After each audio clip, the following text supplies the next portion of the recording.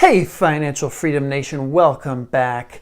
I want to give you guys a quick update on real estate activity. There's been a flurry of activity over the last couple of days, particularly today.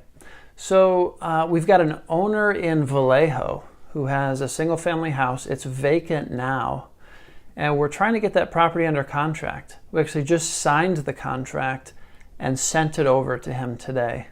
So we're crossing our fingers. It's pretty exciting. We might get a property under contract in Vallejo. There's also a property in the El Cerrito Hills that we're working on. The owner wants $1 million. We think we can make that work, but he wants to see the contract first. He wants to see the language in our contract to make sure that, based on that language, he's interested in moving forward with us. So we're going to FedEx him a copy of our contract. I sent out, over the last 3 or 4 weeks, I sent out about 105 letters to multifamily apartment owners in Reno and Carson City. Between 20 units and 75 units were the apartment complexes. And I got my first call back. So I spoke with the owner today, and she didn't want to send me the rent roll or the T12, the trailing 12 months of income and expenses, until I give her like a rough offer. So I put that together today based on, it's a 35 unit apartment. 34 units are 1 bedroom and 1 unit is 2 bedrooms. And she said the 1 bedroom units are renting somewhere between $850 and $950 a month at the moment. So, I did a quick calculation based on an average rent of $900 a month times 34 units and then a little extra for the 35th unit. Estimate 5% vacancy rate. I estimated 40% expenses as compared to income from rent.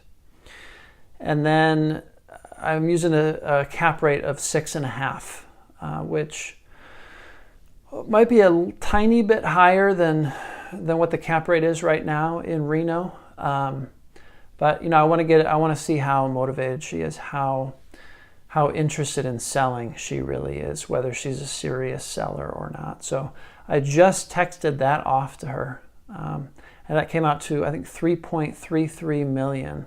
Was the preliminary offer on that 35 unit apartment complex in Reno. I just got a call from a woman in Stockton today from a postcard, and it was funny. She told me, the house is vacant. The 2 original owners are deceased.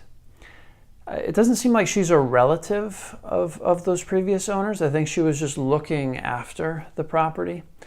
But she told me that the city of Stockton tomorrow is going to be going out and boarding up that house.